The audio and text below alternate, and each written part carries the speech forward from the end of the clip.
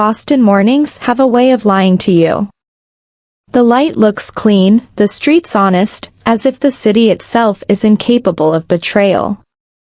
That Tuesday in March, sunlight pulled across my kitchen counter, and my coffee had already gone cold. I was staring at my laptop, cursor blinking inside an online banking portal, when I hit transfer. $12,000. Again. The screen flashed transaction complete, and for a second, the familiar weight settled in my chest, that strange mix of pride and exhaustion that had become routine. 2 years, 27 transfers, and a belief so old it felt inherited, good daughters help. I told myself that sentence every time my father called. I told myself again that morning when my phone buzzed and his picture, that smiling, slightly tired photo from Christmas Eve, filled the screen. "Sweetheart," he said when I answered. His voice carried the tone I knew too well, the one that always came before a request. "Did the transfer go through?" "It did," I said softly. "This morning." "You're a lifesaver, Alicia. The bank needs confirmation by noon." He exhaled like the world had stopped crushing him. "Once the hospital contract comes through, we'll be set. I promise I'll start paying you back." I smiled into the phone though my throat felt tight. "That's great, Dad." He talked for a while, small talk about the weather, about the Red Sox, about how the business finally had momentum. I murmured responses while staring at my own account balance, the numbers thinner than I wanted to admit. When we hung up, I sat there a long moment in the quiet hum of my apartment. The air smelled faintly of coffee and lavender detergent, but underneath it, there was something else, the ache of something wearing thin.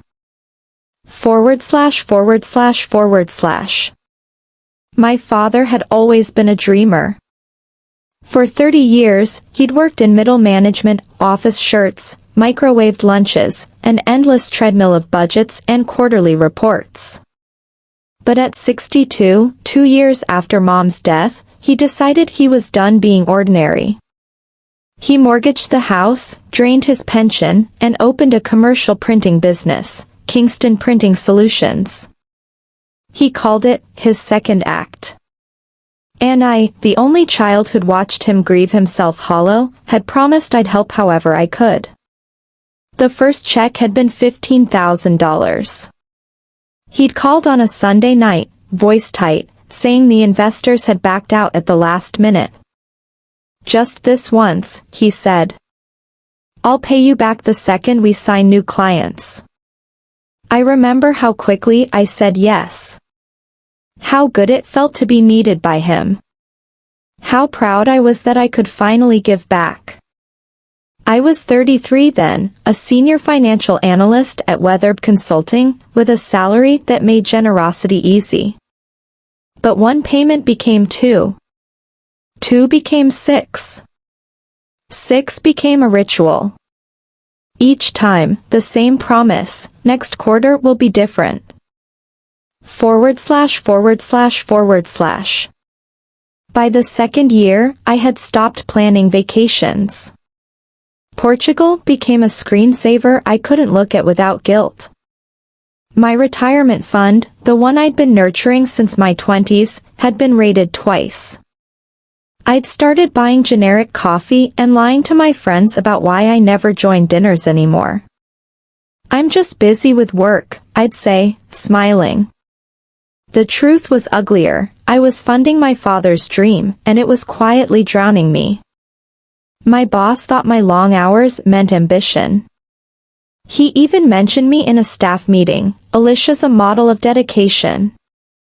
I thanked him and smiled, because I couldn't exactly say, "I'm not dedicated, I'm desperate." ////. That spring, the city thawed. Cherry blossoms bloomed along Commonwealth Avenue, tourists filled the public garden, and I started walking to work again. The world looked new. I did not. When my colleague Jessica invited me to lunch and I declined again, she cornered me by the coffee machine. "You've been living on vending machine snacks," she said. "What's going on?" I almost told her. The words sat at the back of my throat like a confession. My father is bleeding me dry. I've given him over $100,000. But I swallowed them. "Family stuff," I said instead. "Nothing serious." She studied me for a moment, then squeezed my shoulder. "You ever want to talk, I'm here." That night, I opened a spreadsheet, the one I used for my clients, and started logging every transaction I'd made for Dad. Every transfer, every check, every just this once. The number that appeared made my hands shake. $127,000. My breath hitched. That was a down payment on a house. That was a life. That was mine. /////. My phone buzzed again. A text from Dad. "Can you talk?" I called him back. "Sweetheart," he said, and for the first time in months, his voice sounded happy. "We just landed the Riverside Hospital contract. 5 years, guaranteed minimums. This is it. This is what we've been waiting for." The words hit me like sunlight through glass. I actually felt relief. The sacrifices, the stress, the canceled plans, it had all been worth it. He promised again, "Once this contract kicks in, I'll start paying you back." I believed him. Because I wanted to. That night, I slept deeply for the first time in 2 years. ////. The next morning, I woke to 17 missed calls. All from Aunt Patricia. My father's younger sister, the family's truth teller. The one who had always said what everyone else was too polite to say. My heart leapt into panic. Had something happened to Dad? When she finally answered, her voice was careful, too careful. "Alicia," she said softly, "I need you to come over. Right now." "Is Dad okay?" "He's fine. Physically. Just, come."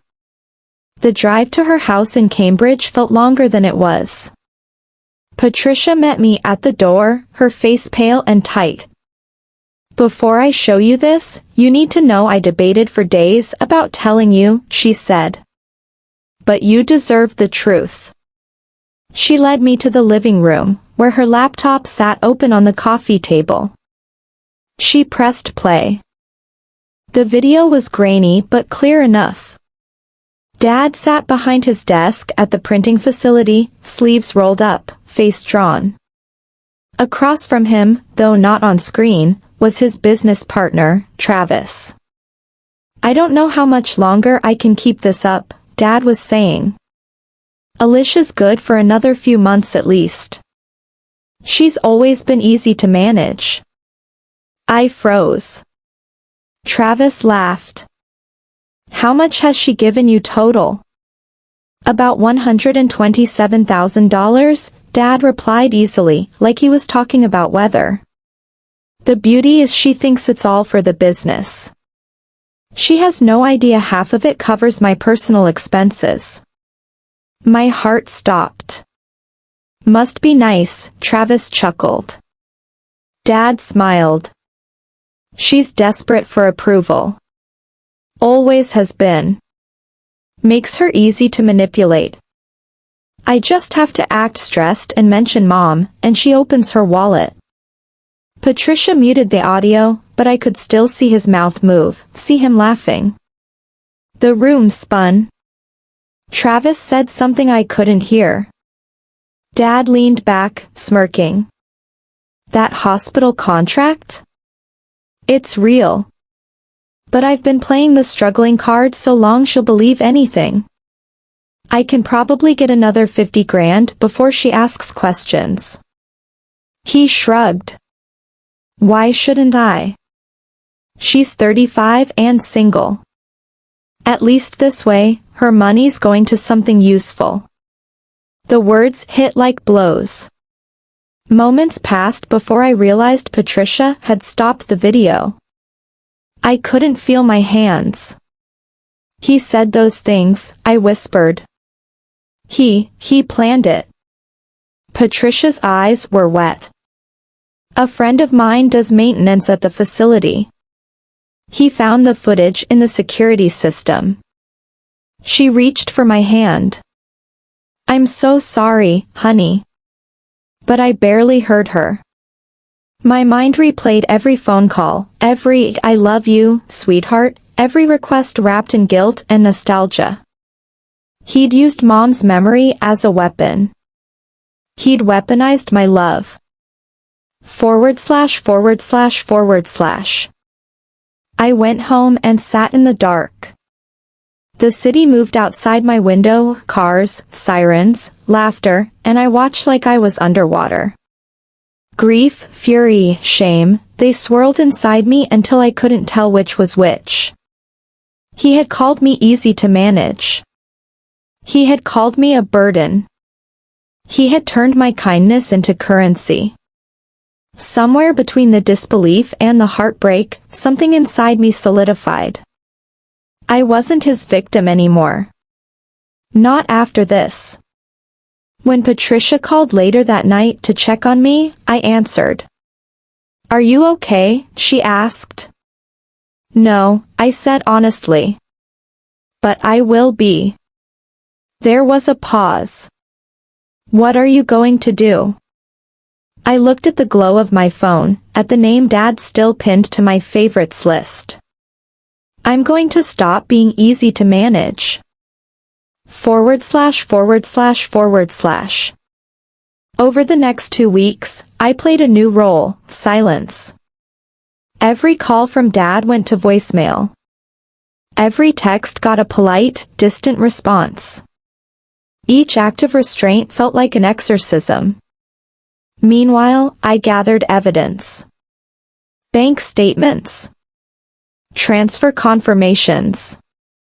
Every message that began with sweetheart and ended with just this once. When the stack was thick enough to crush a conscience, I made an appointment with a lawyer. Catherine Green's office smelled like peppermint and quiet power. She was small, sharp-eyed, the kind of woman who could turn sympathy into strategy in under a minute.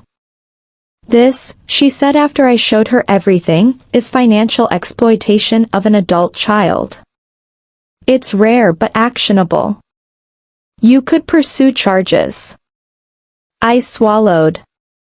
I don't want him in prison. I just want him to understand. Her smile was razor thin. Then we'll give him a different kind of consequence. ////. 2 weeks later, the loan payment was due. $30,000. I knew because I had memorized his lender's schedule by heart. That morning, he called 16 times. By the 17th, I picked up. Alicia, thank God, he said, panic shaking his voice. The payment's due today. I need you to transfer it immediately or the bank will call the whole loan. I've been busy, I said calmly. Busy? Sweetheart, please. You don't understand. I'll think about it, I said, and hung up. He called again. And again. 17 more times that evening. Each ignored ring felt like freedom. ////. That night, I barely slept. The phone kept vibrating on my nightstand, his name lighting the screen like a ghost I couldn't exorcise. I watched it buzz and thought about the video. Easy to manage. Desperate for approval. Words sharper than knives, looping until dawn. By morning, I had made a decision. At 8 a.m., Patricia called. "He's been calling me too," she said. "He sounds frantic." "Good. What's your plan?" I told her. When I finished, she was silent for a long moment. "Then, that's ruthless." "I learned from the best," I said. ////. At 10:45, I parked outside Kingston Printing Solutions. The industrial park looked even smaller than I remembered, one-story buildings, tired brick, hopeful signage. Through the glass doors, I saw my father pacing. When he spotted me, he actually smiled in relief. "Sweetheart." "Thank God."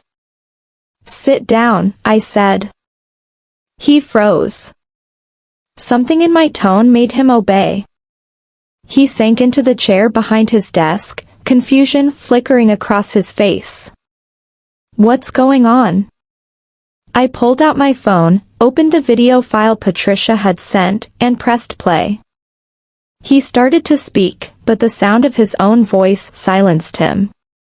I watched the realization crawl across his face, the recognition, the horror, the denial.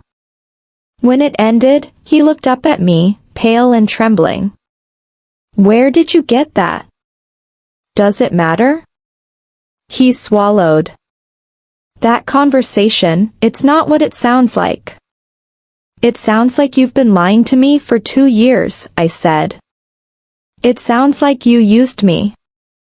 He opened his mouth again, but I raised a hand. Don't insult me further." He sat back, deflating. "What do you want?" I looked around the office, at the framed certificates, the half-empty coffee cup, the walls that smelled like ink and deceit. "I want the past 2 years back," I said quietly. "I want my savings, my trust, my peace of mind. But since I can't have that, I'll take something else." His eyes darted to the clock. "The loan payment." "I know. $30,000. 45 minutes left. You can't let me fail, Alicia. This is everything I've built." "No," I said. "It's everything I built. With my money." He stood, voice rising. "You owe me. I gave you everything. I paid for your education. And I repaid you 100 times over," I cut in. "You don't get to call theft a debt." The silence that followed was thick and final. He stared at me, truly seeing me for the first time, and maybe realizing I wasn't going to save him. ////. 11:30 a.m. The bank's deadline ticked closer. He reached across the desk, pleading. "Please. Don't do this." I met his eyes. "You did this." Then I turned and walked out. Behind me, he called my name. I didn't look back. ////. As I reached my car, my phone buzzed again. "Patricia." "Did you do it?" she asked. "I did." "How do you feel?" I looked at the reflection of the building in my windshield, the name Kingston Printing Solutions painted in proud blue letters, soon to be repossessed.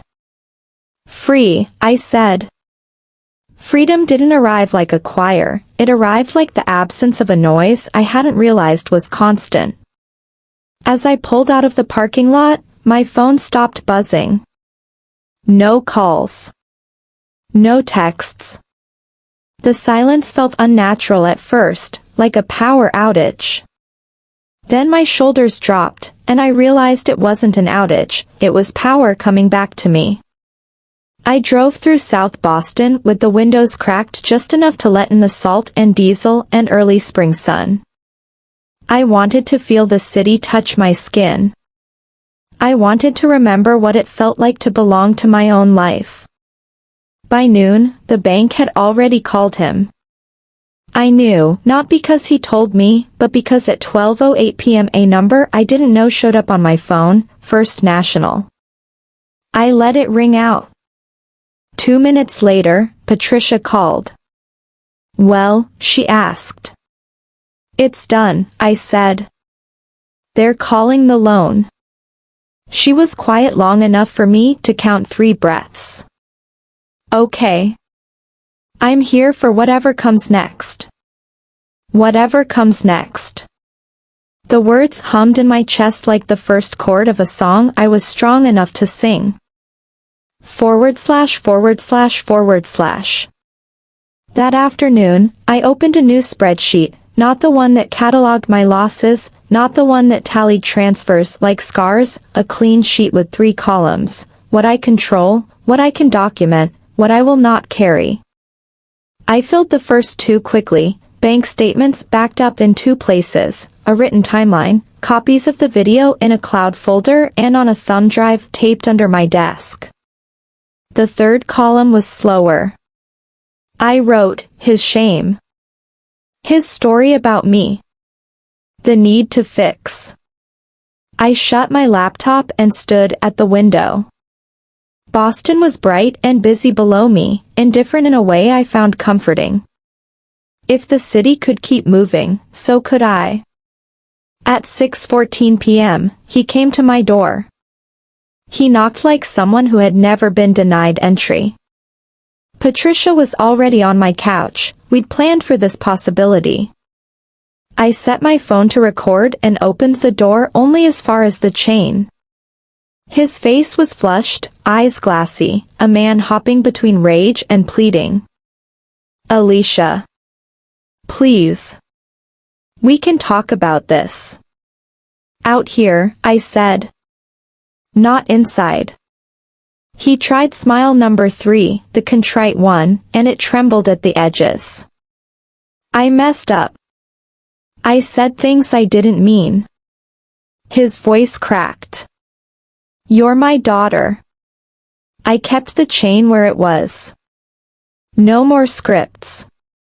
For a full minute he tried them all anyway, nostalgia, guilt, thunder. When those failed, the quiet threats slid in like a knife kept too long in a pocket. You know what happens to a man who loses everything? He asked softly. Yes, I said. He learns. His mouth tightened. You'll regret this. There it was. The diamond edge. I closed the door gently and slid the deadbolt with a loud, deliberate click. On the recording, you can hear my breath settle. You can also hear Patricia whisper, good. We made tea. We did not speak for a while. I needed silence to let the tremor leave my hands. When I was steady again, I saved the audio, labeled it doorstep, day 0, and sent a copy to my lawyer. I slept with the phone on airplane mode and the lamps on low. No calls. No ghosts. Just an exhausted body learning a new language, safety. /////. Morning brought administrative mercy. I filed the police report Catherine recommended, the words financial exploitation feeling sharp and medicinal in my mouth. The detective was a calm man whose desk was a geography of other people's emergencies. He listened, took notes, and didn't patronize me. Family cases are complicated, he said. But paper beats memory. You did the right thing keeping all this. On my way out of the station, I stopped by a coffee cart and bought something I had denied myself for months, a latte with real milk and a pastry with more butter than virtue. I ate it in the sun like it was an act of citizenship. Work, once a room where I hid from panic, became a place I actually lived in again. I closed out an audit 2 weeks early, built a dashboard my client called witchcraft, and caught myself humming in the elevator. Jessica noticed first. You're different, she said, squinting like she was trying to see where the light was coming from. I finally got some sleep, I said. I did not tell her how I earned it. /////. He didn't disappear. Men like my father dissolve slowly, leaving a film on everything as they go. There were calls from cousins who had an opinion instead of the file. There were texts from an aunt who thought forgiveness was a debt schedule. I answered the ones that came with questions instead of demands. I learned the script of clarity. Here are the numbers. Here is the video. Here is the line I've drawn. I won't argue from the other side of it. 2 weeks after the bank called the loan, Travis phoned. I'm sorry, he said. I laughed in that video. I didn't know where the money was going. I thought you were investing. You heard him call me easy to manage, I said. You didn't stop him. I didn't stop him, he repeated, shame dry in his throat. I sent the financials to your lawyer. If you need me to testify, I will. Thank you, I said, and meant it. You can't rewrite the first act, but sometimes a side character arrives in scene 2 and tells the truth. The bank auction date was set. I didn't attend. Patricia did. She texted me a photo of the parking lot, men in windbreakers, clipboards, a forklift that had seen kinder assignments. It went for less than it should have, she said later on the phone. After the bank's slice, there's dust for everyone else. Dust can be swept, I said. Debt can be buried. I was practicing new proverbs. Catherine scheduled a civil consultation to discuss recovery. Her office had a window that framed a square of sky like a recipe card. Realistically, she said, hands folded, voice even. If we pursue this, you might recover 30% over a long haul. Maybe 40 with interest and a judge who has a daughter. And the cost? I asked. Money. Time. Headspace. She tilted her head. Him on your calendar for years. I looked at the sky square. I pictured adding hearings to a calendar that had just mailed Panic its eviction notice. I pictured building my future around courtrooms and the art of not shaking when you pass a man you used to call dad. What if I walk away? I asked. You'd be leaving money on the table, she said. But you'd also be leaving him there with it. I felt that sentence land. We file the report. We keep the record cold and clean. If he resurfaces, I have the spine and the paper. Good plan, she said. I'll draft the letters. We built a paper wall. Not to hide behind, to rest against. ////. In the weeks that followed, I did small, revolutionary things. I raised my retirement contribution by 2%. I opened a savings account with an ugly nickname, Fence Fund, and put $50 in it every Friday. I bought a dress I didn't need because the woman in the mirror looked like someone who'd earned color back in her life. I added 4 hours to the weekend that belonged to walking without headphones. I gave my apartment new light bulbs, not the harsh ones I'd used to work through nights, but soft ones that made evenings human again. You're glowing, Jessica said. What's his name? Sanity, I said, which made her laugh. We're going steady. ////. Then came Bethany. She called on a Tuesday after lunch, her number unfamiliar, her voice young in the way that has nothing to do with age. Is this Alicia? Yes. I'm I'm sorry to call you. My name is Bethany. I'm your father's girlfriend. Silence is an instrument. I let it play for one long, steady note. I found some papers, she hurried on. Transfers. And a video. He said you were lying about him, but I watched it. Is it true? Yes, I said simply. She exhaled like someone who'd been underwater too long. He's been asking me for money, she whispered. Small things at first. Then he asked for $10,000 last week, said he had investors and just needed a bridge. I sat at my desk and wrote while she talked. Bethany asks for $10K, investors line, video scene, warns he talks about making you pay. My hand didn't shake this time. He talks about you, she said. Like you destroyed him. Like you owe him. Thank you for calling, I said. Save your money. Save the texts. If he threatens you, even a little, go to the police.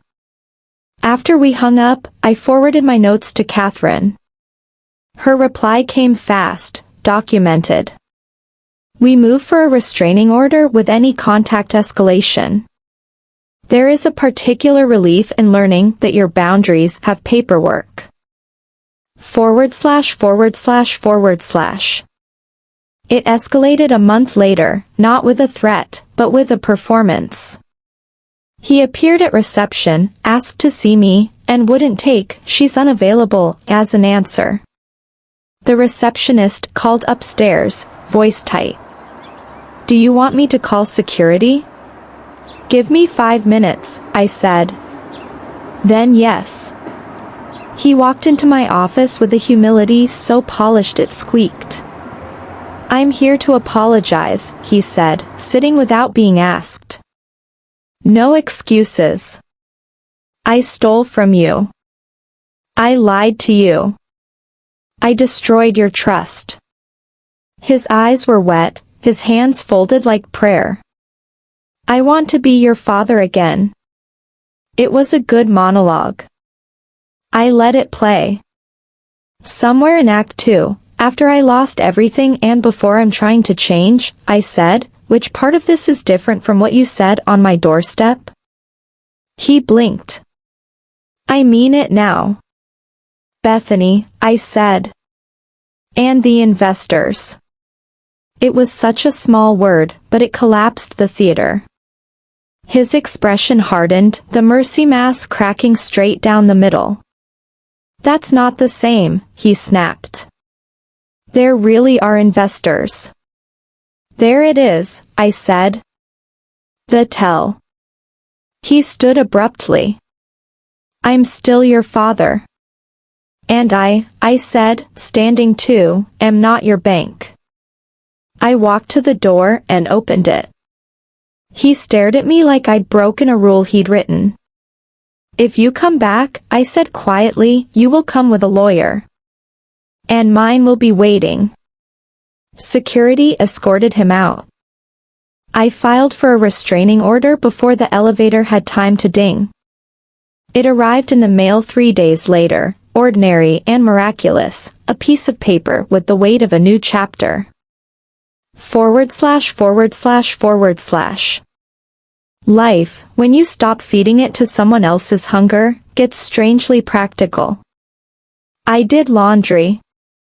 I learned to cook one beautiful, ingredient-forward meal instead of 3 fast ones that tasted like spreadsheets. I called a therapist named Dr. Susan who was precise without being cruel.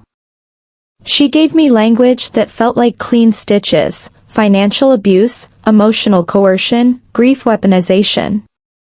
She said, boundaries aren't revenge. They're architecture.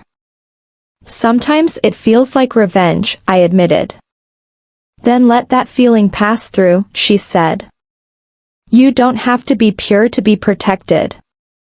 Therapy rearranged the furniture in my head. The room felt bigger. Work noticed. My boss called me in, slid an envelope across the desk. "You've been carrying a lot of weight," he said.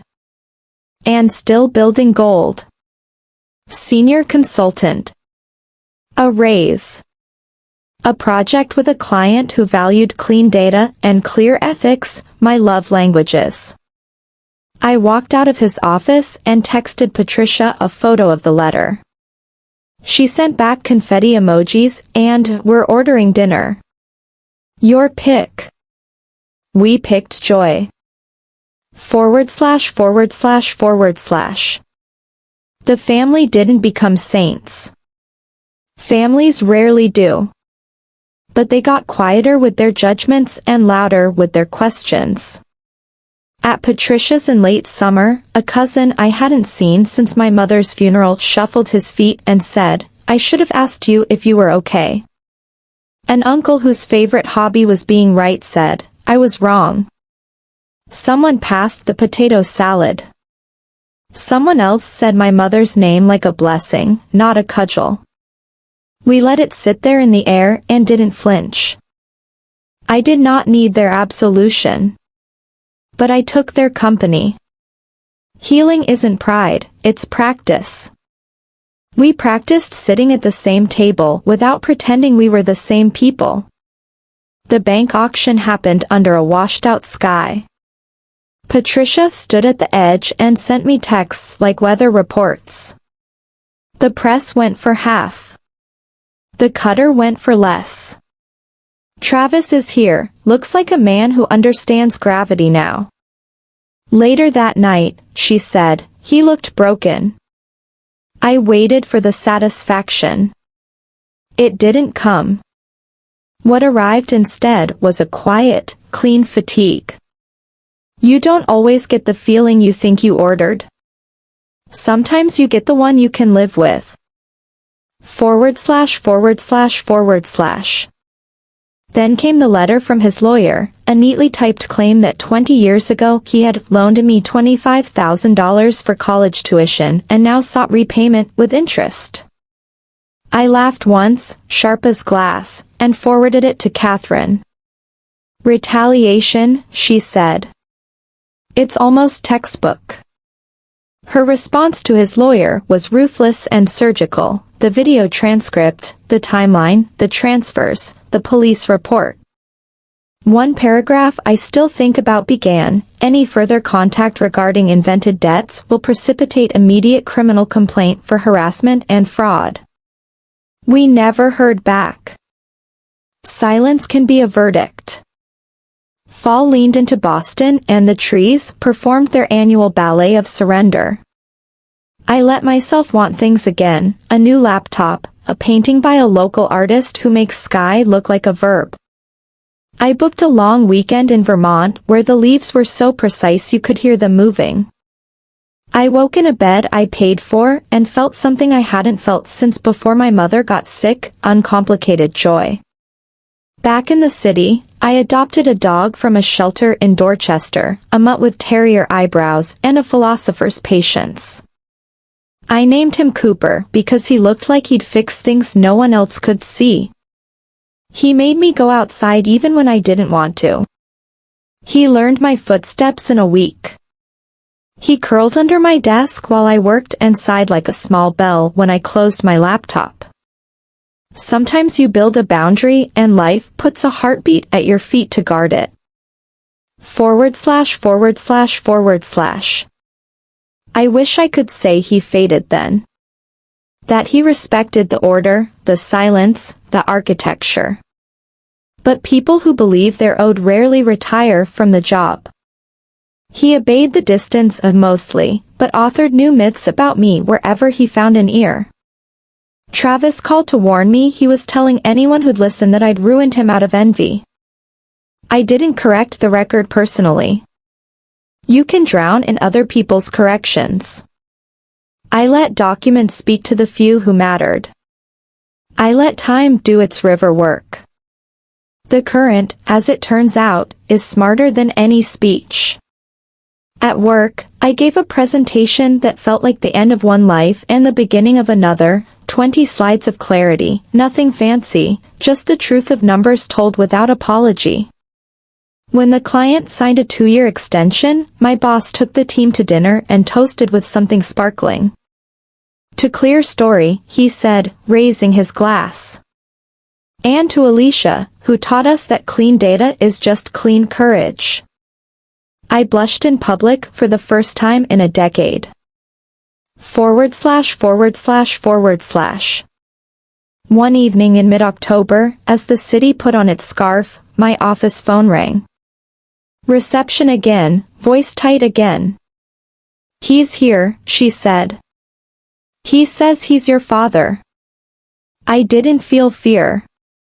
I felt practiced. I texted Catherine, he's at reception. Order in place. Meeting him with witness in the hall. I texted Patricia because she is the person I text when the world tilts.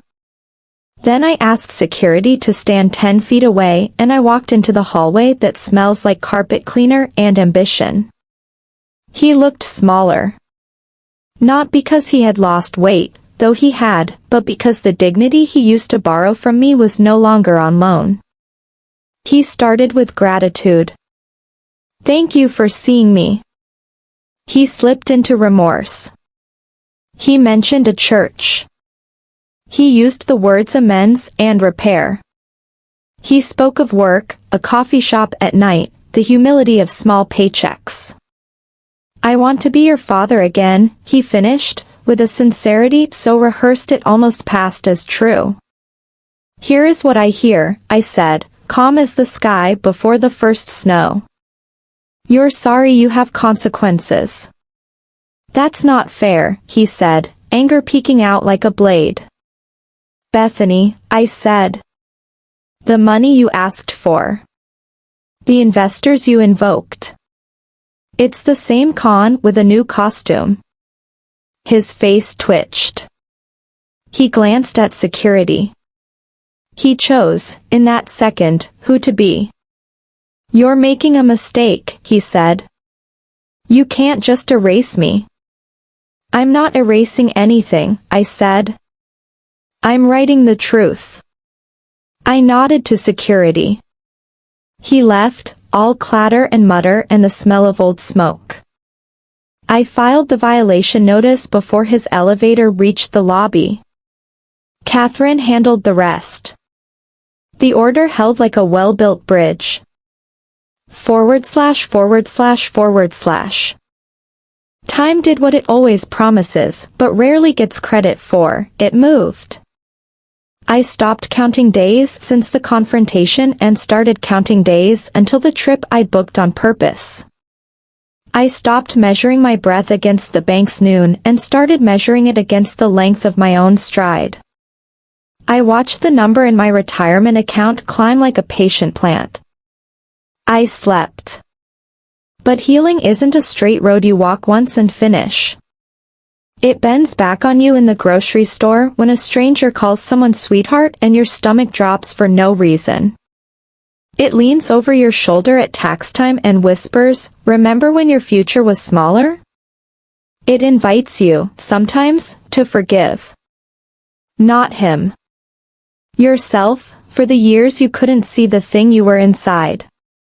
Dr. Susan said, you did the best you could with the information you had. Then you did better with better information. I wrote that down and put it where rent used to live in my head. Winter arrived, sat heavy, and then, as always, remembered to leave. Spring came soft and honest, the crocuses reckless, the light domestic. I woke one morning, looked out at a sky that had forgiven the city, and realized a year had passed. The old story still existed, but the narrator had changed. The voice in my head was mine again. And then, because formula is an honest map of our days, a message pinged at midnight on New Year's Eve from an unknown number, I hope you're happy with what you've done. You destroyed me. I blocked it. Not as an act of fire, but as an act of housekeeping. I stood on my balcony with a mug of something warm while fireworks stitched bright lines over the harbor. Somewhere below, a family did a countdown with bad timing and better laughter. Cooper pressed his head against my knee and made his small bell sigh. The city breathed. So did I. I didn't say thank you to the night. I didn't say anything grand. I just chose, again, the quiet architecture of a life not built to shelter someone else's storm. / The truth is, there was no single triumphant day when I became untouchable. The truth is quieter, 100 small choices that accumulated into a self. I kept the order. I kept the receipts. I kept my calendar for myself. I let love into the room only when it knocked and waited. I used the word no like a yes, to my own days. I ran into Travis once on Atlantic Avenue. He looked older but steadier, a man who had made friends with gravity. He nodded like we were both people who had learned something the hard way. You look well, he said. I am, I answered, surprised by the ease in the sentence. We didn't say more. Some stories don't require a postscript. On the anniversary of the day the loan was called, Patricia and I ate cake for breakfast. We lit one candle and didn't pretend it was for anything except joy. You know, she said, fork pointed like punctuation, your mother would have liked this version of you. I miss the version that had her, I said. I know. We ate the cake. Grief sat with us like a third guest who had finally learned its manners. When I walked home, the city was busy with ordinary magic. A kid skated past holding a slice of pizza like a trophy. A couple argued about the best route and still held hands. A busker sang slightly flat and still made a mother dance her baby to the offbeat. I wanted to tell them I was rebuilding a life with good studs and straight walls. I wanted to tell them that sometimes love looks like a closed door and a bolt that slides into place with a holy sound. Instead, I went upstairs, opened my laptop, and reviewed a presentation for Monday. The graphs told a story I was proud of, messy inputs, clean outputs, decisions that could stand in daylight. It occurred to me that this was the job everywhere now, not just in data, but in living, to choose what was true and let everything else fall to the auction yard. I closed the laptop and turned off the light. The room held. The roof held. The life held. Boston in spring smells like second chances, wet pavement, magnolia trees, and the faint hum of people believing things can grow again. By the time the first warm week rolled in, my life had started to look almost ordinary from the outside. A regular apartment, a steady job, a dog who wagged like every morning was a miracle. But under the ordinary, there was still the hum of something new forming, something steadier than forgiveness, quieter than revenge. I'd learned to wake up without dread. That sounds small, but it isn't. For 2 years, mornings had meant transactions, calculations, the weight of obligation pressing against my chest before coffee even hit the cup. Now, I woke up to sunlight on my curtains and the slow stretch of Cooper by my feet. I'd learned that peace is not the absence of noise, it's when the noise finally stops controlling you. On Saturdays, I took long walks along the Charles. The river was everything I wanted to be, constant, patient, still moving even when it looked still. I used to think strength was about holding on. Now I knew it was about knowing when to unclench your hands. / Work bloomed in ways I hadn't expected. Without anxiety gnawing at every invoice, I started building something real. My department expanded, and my boss asked if I'd mentor new analysts. You've got clarity, he said. And people trust that. It was funny, clarity used to be something I gave to other people. Forecasts, audits, advice. Now it lived inside me. Jessica and I became closer. We started grabbing dinner on Fridays, splitting a bottle of wine and laughing about everything that used to feel life or death at the office. One night, she said, "You know, you look like someone who's decided she deserves nice things." I smiled. I finally believe it. /////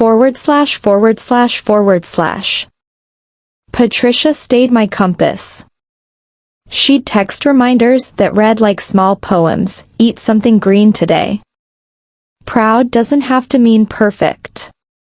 Your mother would have loved that you bought the expensive candles. On the anniversary of the confrontation, she and I went back to the public garden.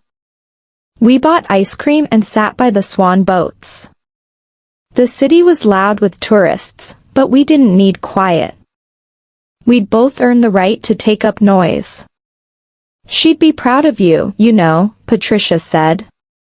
"Not because you fought him, but because you stopped letting him define what family meant."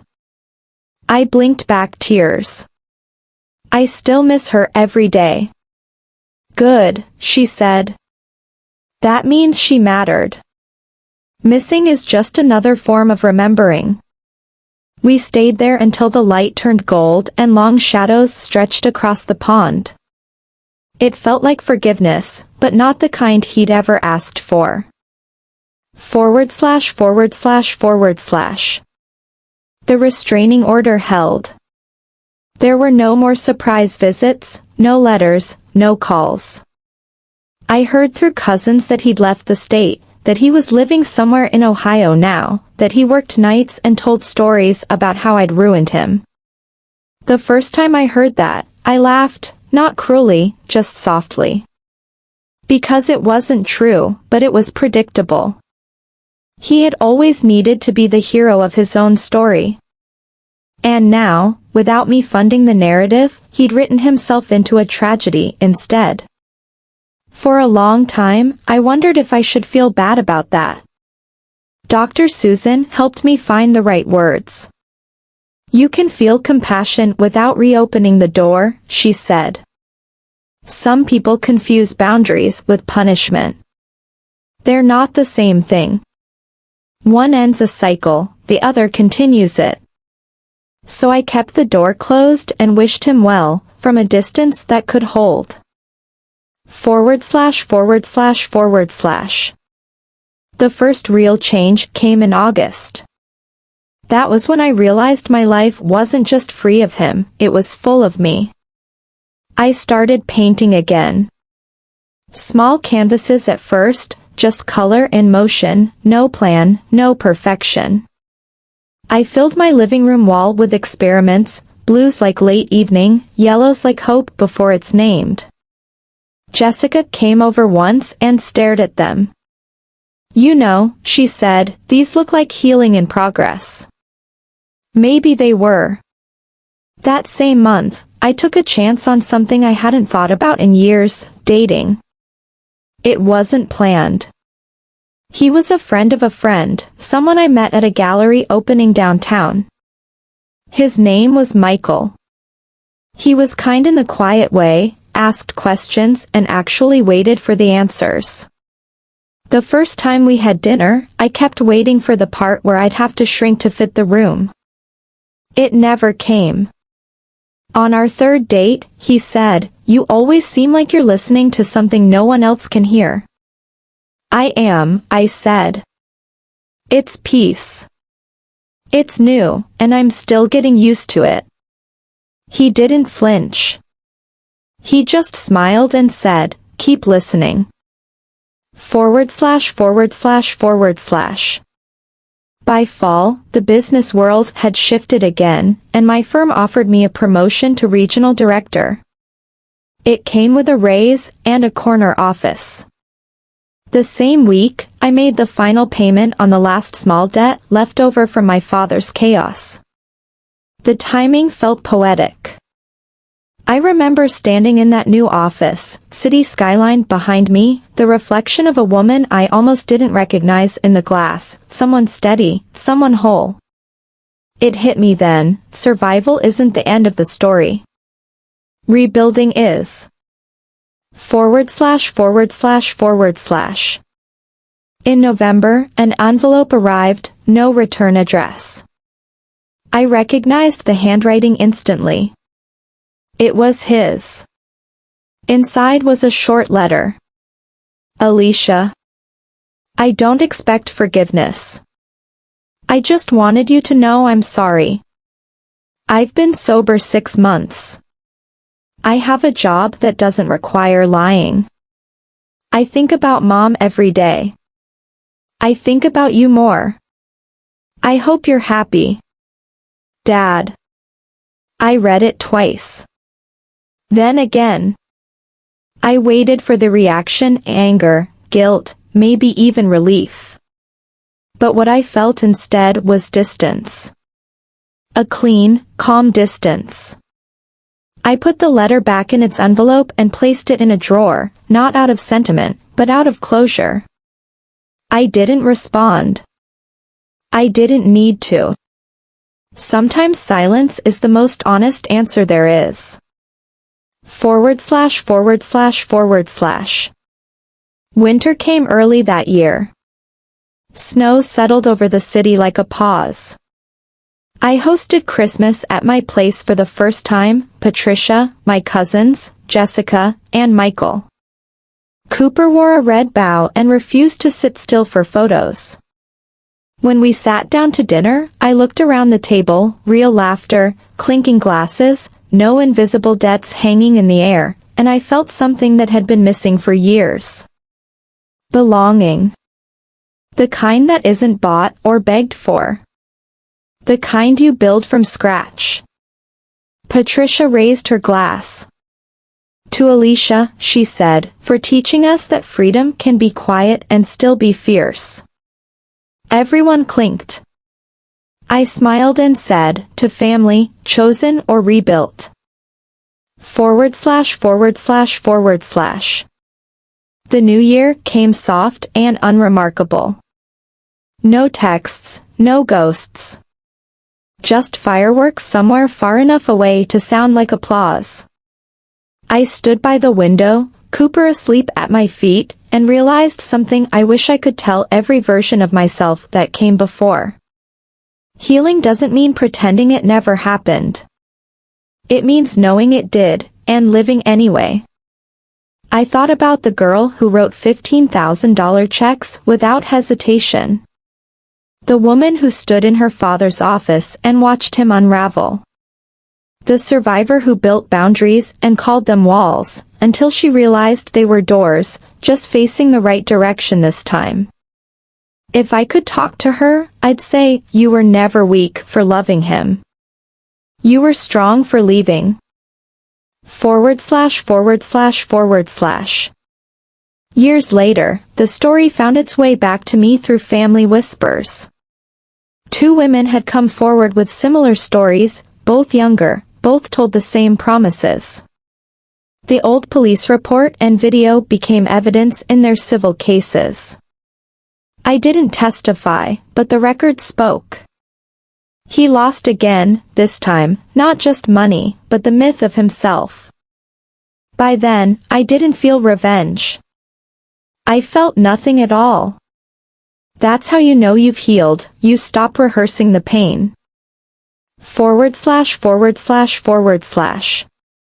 The day I closed on my first house, Patricia showed up with a bottle of champagne and a keychain shaped like a lighthouse. For light and warning, she said. We stood in the empty living room, sunlight striping the floorboards. You did this, she said. We did, I corrected. You and Mom and every version of me that kept going. We opened the windows and let the wind fill the space. It sounded like forgiveness. It smelled like paint and beginnings. /////. Now, 3 years after the confrontation, I sometimes catch myself watching the city wake up from my porch, coffee in hand, Cooper chasing birds in the yard, a life balanced on something solid. There's no bitterness left, only memory, and gratitude that I got to choose what came next. People ask if I ever think about him. Of course I do. But not the way they mean. I think of him the way you think about storms, respect for what they can destroy, relief that they've passed, and quiet pride that your house still stands. Because in the end, I learned something I never would have understood without him. Revenge isn't destruction. It's survival. It's refusing to be destroyed. And that, finally, was enough. Thank you for listening to my story. It means the world to share it with you. If it moved you, please give this video a like and hit that subscribe button. It helps me keep telling stories like this one. Stay strong and I'll see you in the next one.